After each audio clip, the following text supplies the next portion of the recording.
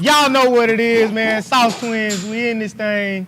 Brought to you and powered by What is it? www.sauceap.com/free3. Go and get it.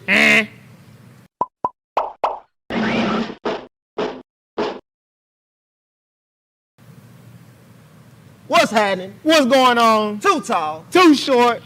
Back In in the this building. thing. Y'all know how we In do the flesh. Hey, y'all see we got a guest on, man. Y'all see we got a guest on. We're trying to give y'all a treat before we leave. Yeah, for the whole summer. Let me just say this.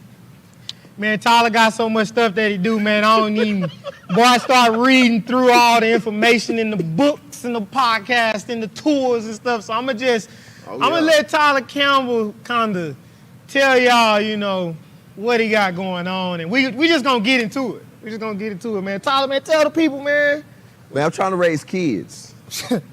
Trying to figure out how to raise kids. Okay. You get a blueprint to that. Well, it's the summertime. I got 3 knuckleheads at home. I'm trying to figure out what we gonna do. Because I got an at-home stomach now. I got the school stomach at home. Right. The school stomach, listen. Right. We're gonna segue this. This is different. But when you got kids and you got leftovers, right? These are your leftovers. This is what you've been working for, right? You come home, you swear them ribs are there. And that school stomach is now at home and it gets your leftovers, drives me insane. That boy coming out with that hot fire. So, listen.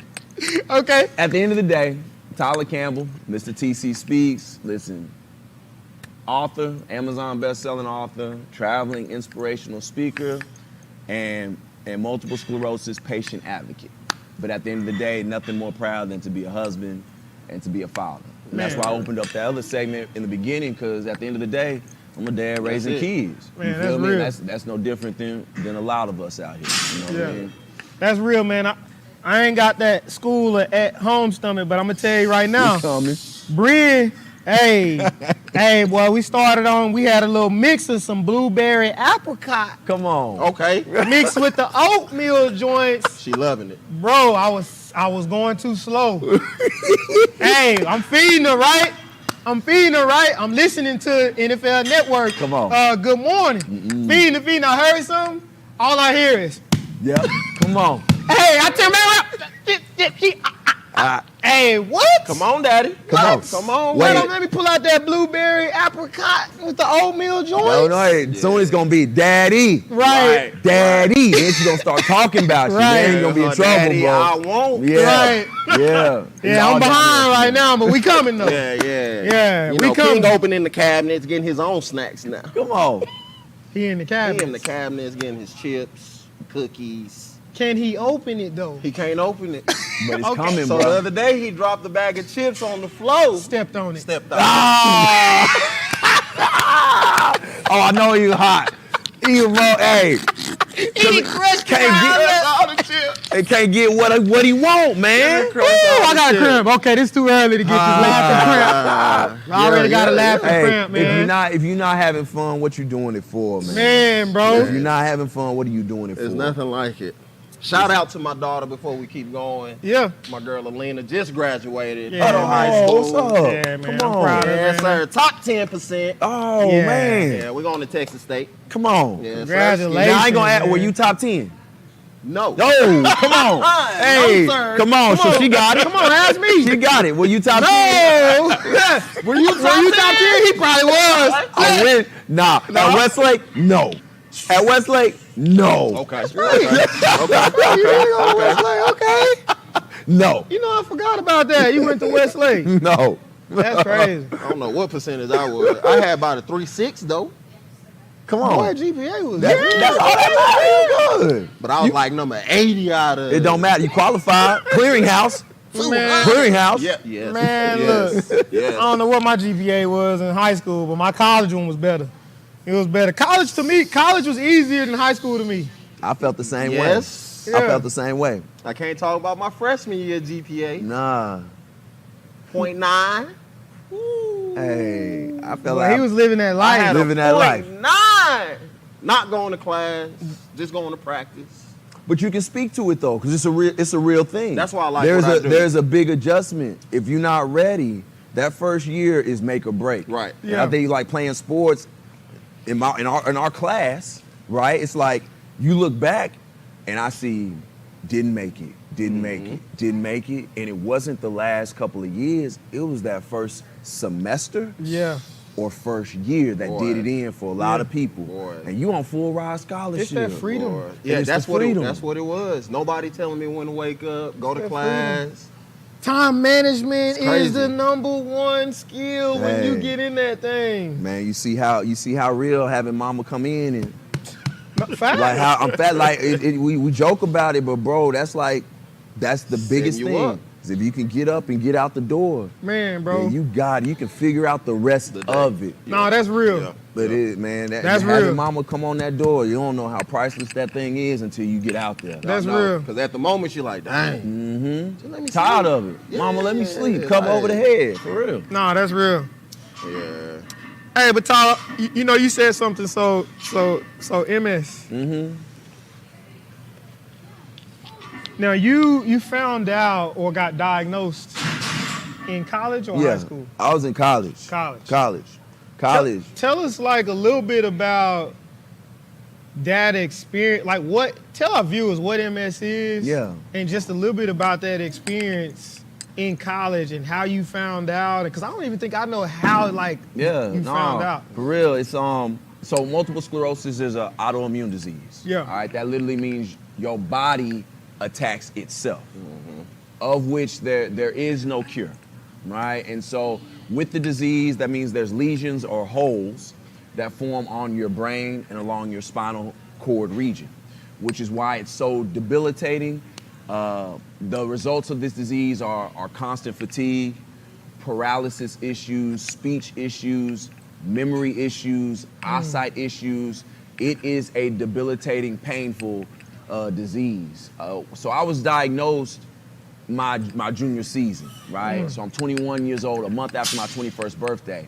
What I will tell people, and this is just keeping it a buck, and I tell people this all the time, my body was giving me warning signs that something wasn't right. Before. It just so happened to fall apart after paying BYU the next day. Okay. But my body, brother, I was struggling from fatigue issues. Gotcha. I was struggling from memory issues. My body was telling me something's not right. But the athlete in I you know it. I was just about to ask says, that. I know it. the competitor in you, the football player in you, the student athlete in you says what? We got to keep going. Push through. Or if I'm tired, that means I'm out of shape or something ain't working. So I'm gonna go to the weight room. I'm gonna stay after. I'm gonna pull the tire, which I Yeah. used to do, pull the tire after practice because I'm not keeping up. Yeah. That's on me. So you thought it was just a performance thing at 1000. first, like, man, I need to work harder. 100%, man. You coming, and I can say that coming out of summertime, because summertime, like I used to work in the lumber yard in the summertime. You got extra money, right, for going to summer school classes. Yeah. You could get a job at that particular time. So my body started tapping out in the summertime, but during then I would work out twice a day. I would work out in the morning at 6, be the first weightlifting group in, go to work, go to school, and then come back and work and run again with the afternoon group. Why? Because my body, I wasn't pushing the weight, like I wasn't cleaning, like it wasn't repping. So I'm like, okay, I'm not working. Yeah. So in all actuality, I ended up being the Achilles heel that led to my own body tap out because I wasn't wise enough to stand up and say like, yo, something ain't wrong. right. And we don't go to the training room unless it's for some ice. Yeah, you already know. Real talk, Boy. as an athlete, Fact. we know this. Like, I'm just keeping it a buck because I think a lot of people hear the story and they like, oh, he just went. No, your boy was just somebody who was on scholarship as an athlete. I love football. I love my team. I signed a letter of intent, which means I gave you my commitment. Right. When I give you my commitment towards something, that means I'm giving you everything that I got. Right. No questions asked. And so, but I wasn't wise enough to understand that, yo, if something's not right, if this thing, our body is everything that got us to this destination of college, that gets us to this next destination of like professional sports, whatever, then you got to take care of it. Yeah. That part of it, like, It's the culture. I didn't understand. Yeah, that's that. it. It's the culture in the didn't sport. understand that. It's the culture in the sport. Constantly trying to go hard, obviously competing. You trying to get a spot. You trying Keep to a spot, compete bro. with Keep your a spot. teammates. Keep a spot, Keep a man. spot. Keep And a then do spot. what? Trying to go to the league. Let's just be honest. That's just being honest. If I sit out, what's my chances? Yeah, now? You know I don't have what I no mean? film. Yes. Like I don't have like what my coach gonna say about me to the people who come, and so it's a hard thing. What I'm saying is it's hard. I never figured out how to balance it. Mm-hmm. So when I you never found did. out junior year, Yeah. and you saying after the BYU game, you kind of fell apart. Yeah. Like, take us back to after the BYU game and then through your senior year. Like, what was that process like? Because you still had the rest of the season, you still had another year.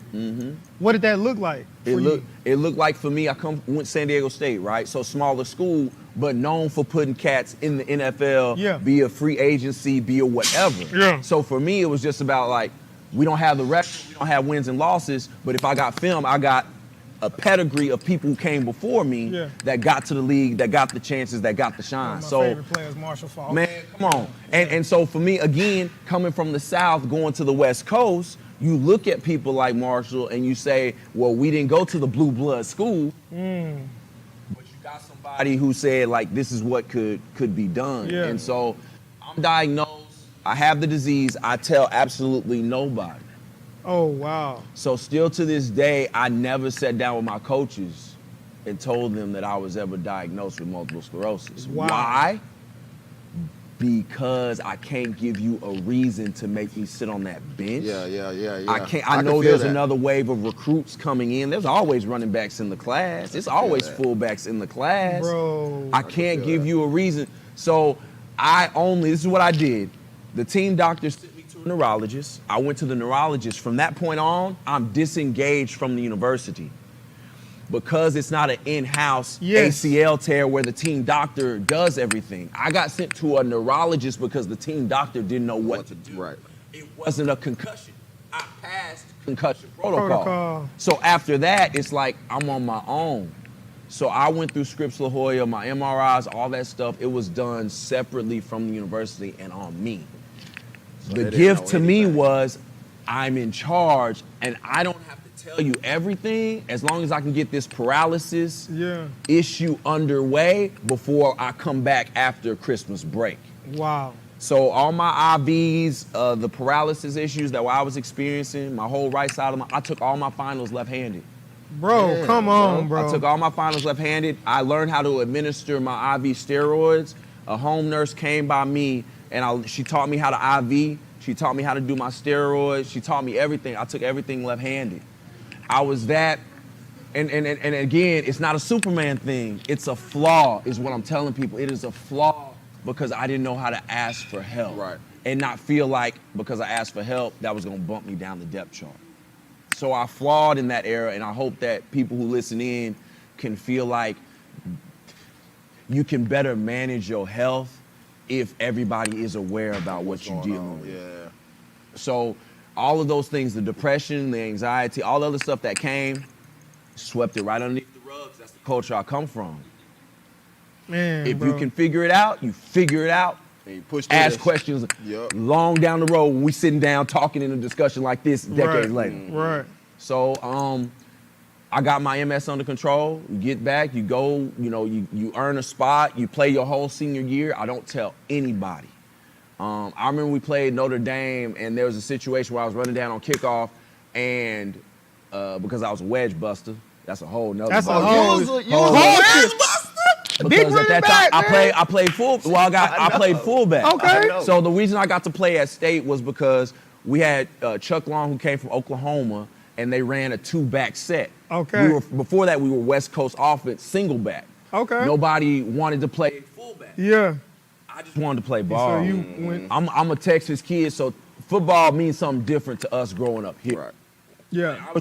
I was just a football player. Yeah. So I played fullback, and it's like, so obviously 230, I can run down and be a wedge buster. Like that wasn't a problem. Yeah. Golden Tate was receiving. I remember I made the first tackle on ABC. Golden Tate was receiving, wedge busted, split the middle, and hit Golden Tate, right?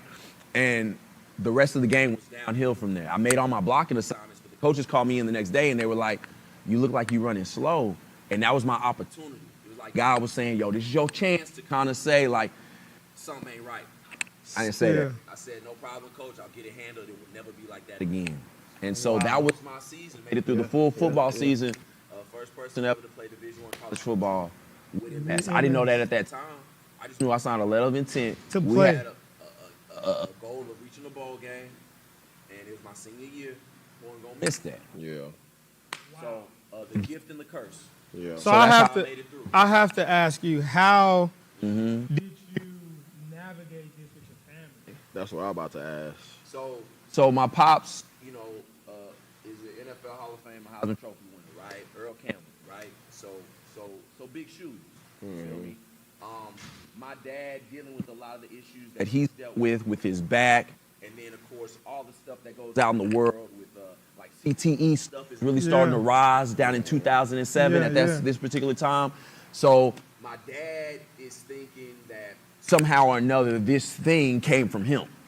Okay, so that's what his thing was, like a typical father and son. Now my dad never had any CTE issues or anything like that, but he's just thinking like, okay, I'm the football person, I'm the one with all the ailments, all the problems. This is somehow something that you got from me, and it wasn't. And so that was his.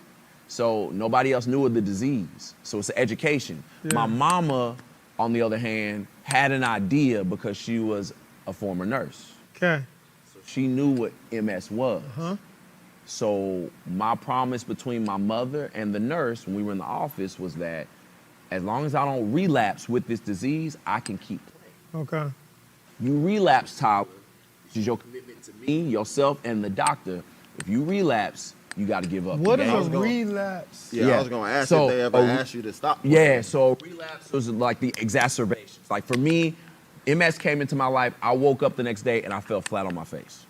BYU game the day before, next morning, 4 o'clock in the morning, instead of getting out of bed, I fell. Slurred speech, paralysis issues, and pain. That was my introduction. That was my introduction. Night before, I was fine. I just wake up like that. God. So that's an example of a relapse. So anything like that, if that was going to take place, then I had to make the promise that you'll be done. That I would be done. And that ain't never happened. It didn't happen that year. It happened when I was training for the league. Oh, wow. But I didn't. Oh, you did? Yeah. It was too close to. I know, right? It was too close to pro day. It was too close to pro day. So life is interesting, bro. So it was too, cause to be so close as to play in that 3-letter league that everybody dreams about ever since they were a kid. Again, I'm not saying I'm right. Right? But this gentleman over here lifting weights right there, I remember power cleaning. And it literally turned into a 1-arm power clean because I had relapsed, got the steroids again. I got steroids and was back training the next day for my pro day because I couldn't miss. I was too close. Wow. I was too close. And I knew this. I knew that being in a pro day was different than being at the combine because I wasn't going to be put through the physical testing and touching. I could get away with it. So all I needed to do was just be healthy enough because nobody's going to ask me about MS. Nobody's going to ask me or touch on me or blood work x-ray me. and No, all I'm not that, having to do none of that. So I can fly underneath the radar.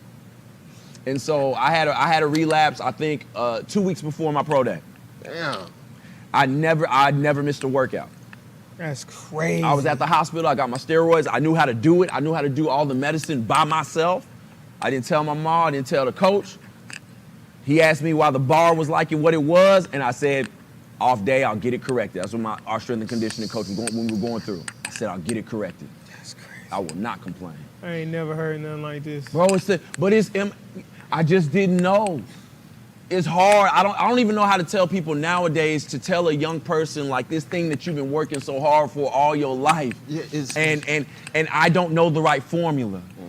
I don't know. We as athletes are that's a hard cycle to break. And I'm not sitting here saying I got the formula. Right. Because I understand that dream could change your life as well as your family's life. I get it. I saw what it did for my pa. Yeah. My pa went to college. It changed the trajectory of our entire family growing up in poverty in rural East Texas. Be like a single parent raised by a single mom, 11 kids. My dad gets to the league, my dad gets to college. My cousins, our generation, we've got nurses. I got lawyers. Like I got people who went to college now out of the next generation. So I understand how it changes things. Yes. And generational curses get broken. Yes. I don't have a formula as to how you tell a young kid to juggle it. Yeah, I know. Because I can't speak because I didn't Because juggle you it. did it. And We all done did it. I how didn't do often it the does that right get way. passed on constantly, all the time. especially from us, the athletes. Yeah. Don't get hurt. You're going to lose your spot. You don't lose your spot, bro. Cool. I'm going to push through this pain. I'm gonna push through. So it's Not tell nobody. it's a hard one. That's why I would ask y'all, man. I would say I would ask y'all, like, what do you say? Y'all dealing with young student athletes all the time. I don't know what to tell because everybody always asks me what to say. The best I can say is do better than what I did. Yeah. But I don't know because I Yeah. can't give you the formula because I didn't do Yeah. what I'm trying to tell you Right, to Tell right, you. right, Yeah. right. I'm guilty of that. Yeah. Yeah, I'm guilty of that, a lot of that too. I mean, obviously, an ACL and MS, Don't not matter. the same, but Hey, I played with Don't torn matter. ACL in high school. I was highly recruited by Texas A&M, tore my ACL my junior year, first district game. Didn't know at the time, came back in the game, finished the game. Wow. Yep. Went to the Dr. White over in College Station. Found out I tore my ACL, but found out my ACL had been gone for years. There was not a shred in there. Nothing. I finished the season. You grinding. Yep. Finished the season because, same thing, I'm getting recruited by A&M. What am I Yeah. doing? What Ain't we no way doing? you cannot play. I gotta play. And that it's just that mindset, bro. And I was thinking like just about all of these injuries and stuff. It's like the concussion thing, like, we didn't even think about concussion. We didn't Right. I've been seeing guys stumbling and pass out on the field and finish a game. Bro, knowing we was playing Soul Ross, and I'm a freshman. And Right up the road. we- Right up the road, so Russell. Yeah, and I'm a freshman, and we beating them, right? So I'm in. So I'm like, cool, this is my time to shine. Get in there, I'm at safety, I come down, make a hit, BAM! Open my eyes, blur. Go to the sideline, I don't tell nobody. Yeah. Cause I'm like, okay, it's gonna go away. Mm-hmm. Go back out for punt return. Coach B give the signals. I can't see. I asked somebody next to me, hey, what we call? What we running? Jesse James, cool. Oh, yeah. It was a shank punt, so nothing really happened. I ain't had to block nothing. But the very next defensive series, I went out. I'm at safety.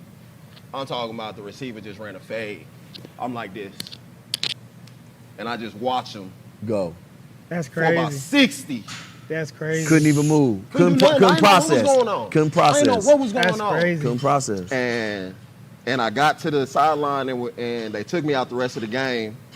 And that Sunday, Coach Harmon was like, I was being selfish, Staying in. staying in, because I was really hurting the team Yeah. in opposed to helping the team, because I wanted to stay out there. Yeah.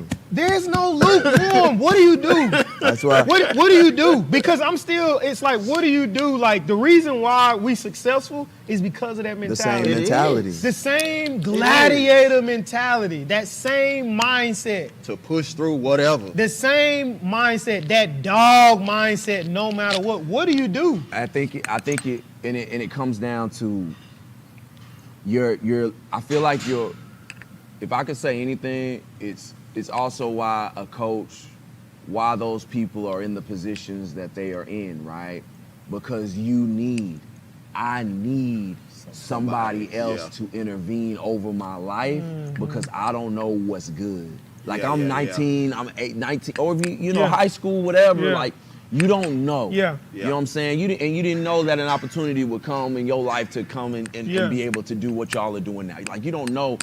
So you need somebody else accountability-wise who will step in To and hold you back from intervene to yourself. hold you back from Yeah. to save what they say, save you from yourself. Yeah. I feel like that's the only thing, and that's why the only thing that I can do with my journey as it comes back was to say I needed to at least tell somebody that I was dealing with the disease. Yeah. But in that moment, somebody got to be aware. Somebody got to have the binoculars on the sidelines to see when somebody ain't all the way there coming off, and I got to grab you before you go back out there on that field.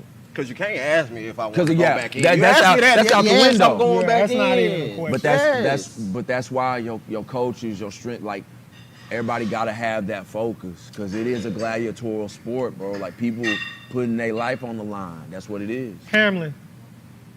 DeMar Hamlin. Mm-hmm. You think he should continue to play? Tua. Right. That's those So the same. so for me, me and Pops talked about this the other day. Me About and Pops Hamlin or Tua? Both. Both. Because I've been talking about I love to see people, you know, I follow what Nick Saban does a lot just from his ability to stay at the helm of the game for a long time. Yeah. Like constantly re-evolving his leadership. Yeah. Like that's crazy. Yeah. Like Paterno wasn't doing that. Yeah. You feel me? Yes. So I appreciate, I'm not saying like, I just appreciate leadership in that regard. Yeah. Of the person to evolve and sustain. So obviously I watched Tua for a long time like everybody else. But that picture, I can't get it out of my head of his fingers and knowing that you can't protect something like that from the violent game of football, especially if you're a quarterback. I don't know how he makes it through a full game. And then I don't know if he should be playing no more, bro. You got a whole season, I don't feel like Hamlin fresh off the heart, boy. Like I just it's hard for me to get them images out of my mind. Yes. I know. Yes. So for me, I say no. But as a player, you gonna play. I can't. Again, I've been in the shoes, so I know Yeah. that something about putting Putting that that helmet helmet on. It's boy. nothing like it. Looking out of that It's helmet. nothing like it. or even the locker room. Yeah. You know, like my wife asks me all the time, what you miss the most? I say, I miss the locker room with all these cats sitting in a room of 100 and something, Man. and we just chopping it up. You take that away, who am I? Yeah, yeah. You take my armor, you take my sword, you take my shield, like, who am I? I've been doing this since I was 6. Right. Like, that's a hard thing to grasp, and people are so hard. That's why I say no, but at the understand, I also get it because I know what it's like to be in those shoes. Maybe not to that Yeah. severity, but I know what it's like to have to juggle that monster. Mm-hmm. Yeah. And they in the league. Yeah, I'm bro. making money now. Yeah. I'm making guaranteed money. Yeah. I got cats like Tyreek Hill who traded to my team for me to throw the ball, not Yeah. somebody else. Yeah. So then I'm thinking about another man's livelihood, Yeah. his children, his kids, right? That playoff check that Yeah. comes, and I get another level of incentive based off of the snaps that I get. Like my pop educated me on that joke. performance check. Man, that's what I'm saying. Listen, it was, and y'all don't think this is real. I'm gonna give you an example. My pop gave me this. My pop, like, rushed for 19 something, had the chance to go over 2,000. He was in a game, and he had like 100 and something already, had the chance, like, to get and cross the 2,000-yard mark based off of the game. They got that phone call from the top of the booth from the ownership because that was an extra couple million. I know it be going at that particular time. No, And it was like, pay him. no, he ain't going back in. That's So crazy. we talk about incentives and contracts. It's like, I know Tua knows that. I know he knows, like, Oh, there's yeah. other people that have to eat if they get a playoff berth, Yeah. or if they get a certain level of catches, or if they Yeah. get a certain level of pancake blocks, and those things don't always happen Yeah. if he ain't there. So I understand the pressure. Yeah. It's just a hard thing, fam. So It is. That's hard, bro. we've all. I remember somebody telling me a long time ago. You know, when you high school, college, they tell you, you know, you gonna love the game longer than the game gonna love you. Oh, facts. So Facts. That's real. Me and Eric, That's we never get over. We've never gotten over just stuff that's happened. Yeah. You can remember a play from your freshman year, third game. You can remember what you and your boys talked about on the flight. You know, all that stuff. So, you know, we talk all the time about just the ability to try and cope with still, like, the game is gone. I'm 34, like, I ain't playing no more, but, like, still watch those moments and you like, man, how was that transition for you, knowing that it wasn't just Your play. your play or muff punt or a fumbled ball or, man, they needed another linebacker, they didn't want another running back, to know that something just came out of left field. Like, how have you been able to Cope deal that, with not being a part of the game on top of the MS? Yeah, I think it was so when I was 16, like I got in trouble for underage drinking. right? I got caught at Austin High School. Seacrum 7's gin was my right hand man. I grew up in Eames ISD, right? Westlake, west side of Austin. I drank gin because nobody else would drink my drink. Oh my God. Yeah, So that's why I chose gin. So people always like gin. And I used to do gin and Coke because Snoop Dogg had came out with gin and juice, and I knew if I mixed my stuff with orange juice, people were going to try to take my drink. Because that was the cool thing to do. So I drank gin and Coke. And what I'm saying is my drinking took place a lot of times because I didn't know how to love the person I saw in the mirror. Like I didn't understand that. And high school. In high school, bro. We talking about being young. We talking about sucking at sports in the very beginning until you get to Westlake High School. You talking about falling short of being in Earl Campbell's shoes. I had a brother who was second in the 200 meters as a sophomore at the age of 16 here in the state of Texas. My brother was an elite track and field athlete. My father was a Hall of Famer. Tyler struggled. And I struggled in the classroom because I felt like being around a group of my peers and being one of the only other African Americans, I was like, why is everybody else getting this but not me? There must be something wrong with me. So when I finally got to excel at sports and football finally got right, I didn't know how to handle success because I had never experienced success. Yeah. So that's why drinking and me, we went hand in hand. But what I'm saying is, long story short story long, when I got out of the alternative education system, because that's where I got sent to, because I got busted on school campus, she gave me a book called The Purpose-Driven Life. Oh yeah. I was 16 years old when I read The Purpose-Driven Life, and it changed my life because it had to figure out what's your purpose gonna be. And so when football didn't work out, now we fast forwarding, like when football don't work out, right? Then I'm starting to reflect back on, well, what am I here for? Like, you asking the questions like, why me and all this stuff, so I must have this for a particular reason. And what ended up happening was my senior year in college, I took a speech course, freshman speech. I'm an introvert by nature, and I found out that in a speech class, like, I can put that mouthpiece in and I can talk. And so all those things came full circle, and what I'm saying is when I figured out my life purpose, and I figured out that speaking to me would be the equivalent of putting on a uniform, and those people outside of that stage are the same people that sat in an arena full of 100,000 people playing at Ohio State Stadium, yelling and screaming. Those are my people. And I'm commanding the huddle as if a quarterback would with the microphone. And my words and my gift and what I utilize will help you get from your place and your seat to the destination that you're trying to reach in life. That was the equivalent of playing ball again.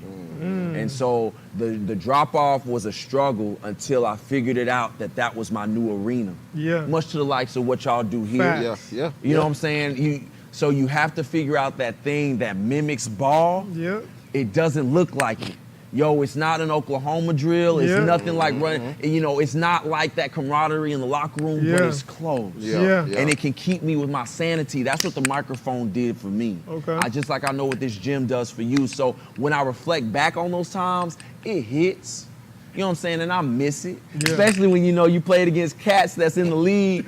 When me and Adrian Peterson came out sophomore year, he was the number 1 running back and I was number 2 in the state of Texas. Wow. You know what I'm saying? So it's like I know it could have been done. Yeah.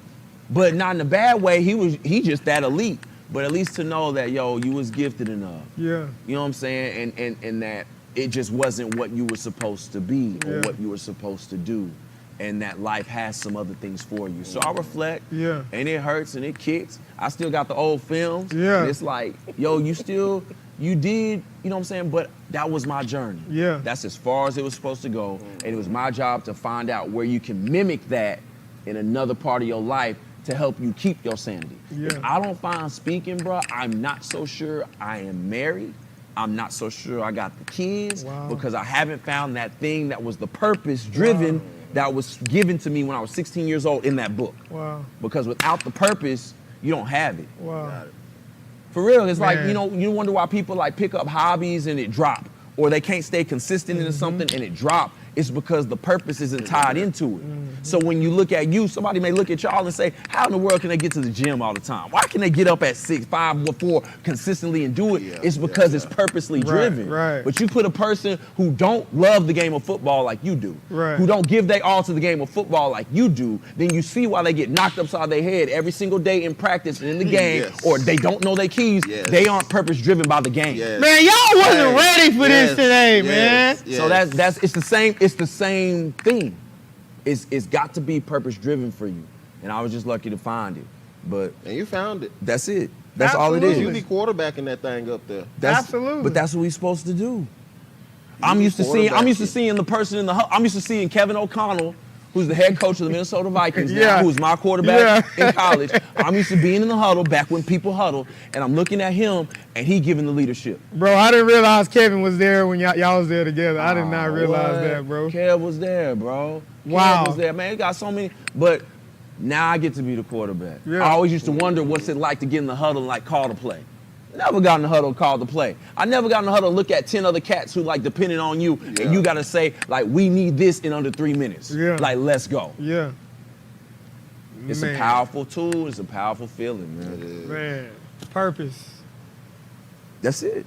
I feel like with sports, those injuries and, medical diagnosis that cause us to not be able to play the game, help us find our purpose too.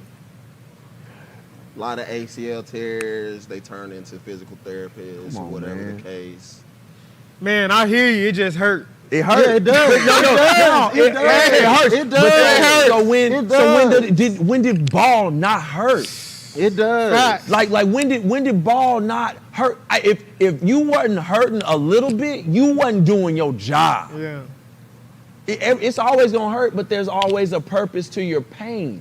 When you get knocked upside your head going across the middle, you are aware on how to read coverage a lot better. You're gonna pay attention to cover 2, cover 3, learn the disguise, and learn the drops of the linebackers.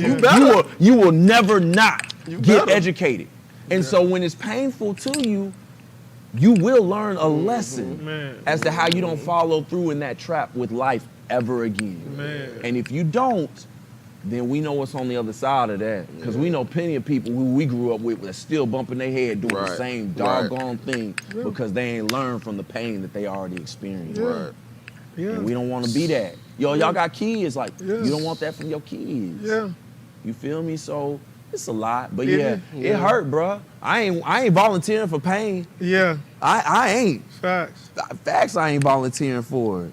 When I think about that, you say it's a lot of cats out there still, bumping their head and still making these same mistakes, not learning from the pain. And we always talk about skills and talent. Oh, yeah, that's the difference.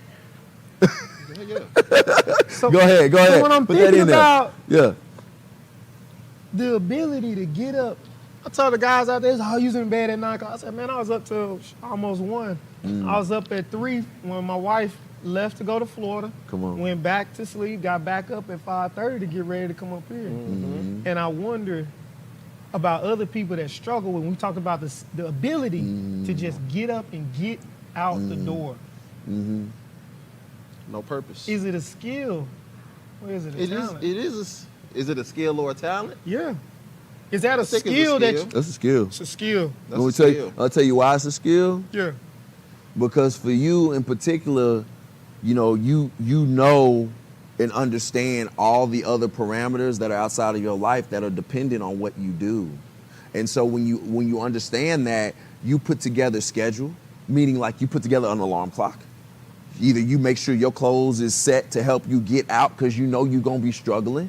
If you need the coffee, if you need the energy drink, you're gonna take care of all that other stuff. That's called planning.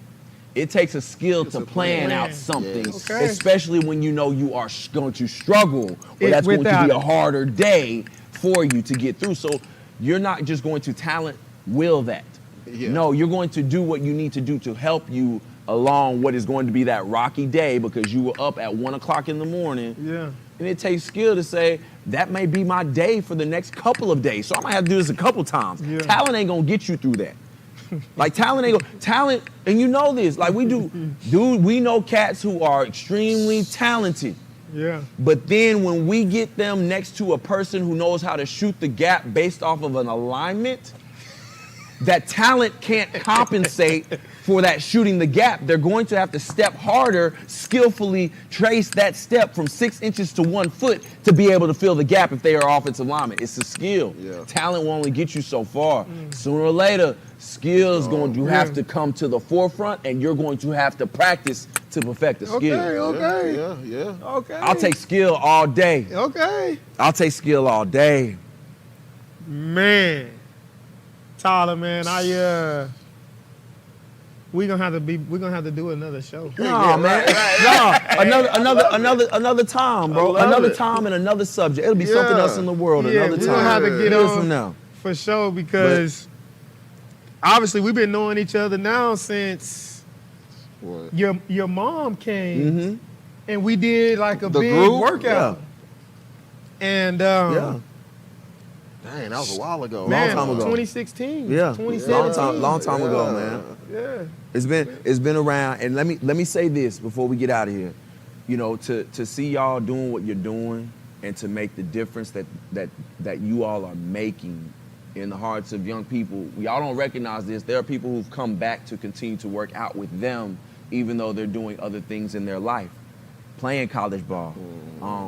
So please keep doing what you're doing for the men, the women that come through here, whether it's just to get in shape, whether it is just to help fulfill a dream.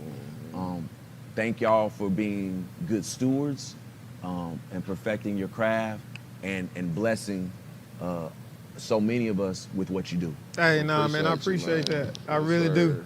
I appreciate that. And then obviously it means a lot coming from you and, and everything that you doing out in the community and the message that you share and the heat that you bring on the podcast every single time. What's the name of the podcast? Oh, yeah. Real Lyfe Reel Talk? Real Lyfe Reel Talk. Real Lyfe Reel Talk. And it's every Saturday from 12. I'm going to tell you like Slay in the Morning said. Can I say it? Let me say Say it. I heard Sway say this and it changed me. A lot of podcasts, but not everybody has a radio show. And God blessed me with the opportunity to have a radio show when I wasn't looking. Okay. Man. And so I'm thankful. I don't have no radio background, but I'm blessed, man. That's what's up. And like I said, I'm thankful. Whenever I see black men like being able to talk and to speak, I give y'all your flowers, bro. Yeah. Because it's special. It is. Yeah. It's special. It is. Man, y'all, told y'all we had something special for y'all today. Leave y'all with a treat, man. Yeah, man. Hey, we're going to love y'all and leave y'all, man. This is the last one. Yeah. We out. We Enjoy your summer. We won't be back Y'all be on your best behavior. till Y'all August. Y'all be out here till August. Ain't no telling. Ain't no telling. We out till August, man. But we're going to love y'all and leave y'all. Tyler, man, I appreciate you, man. Appreciate you, Hey, bro. appreciate y'all. Keep doing what you're doing. What will you sacrifice to be great?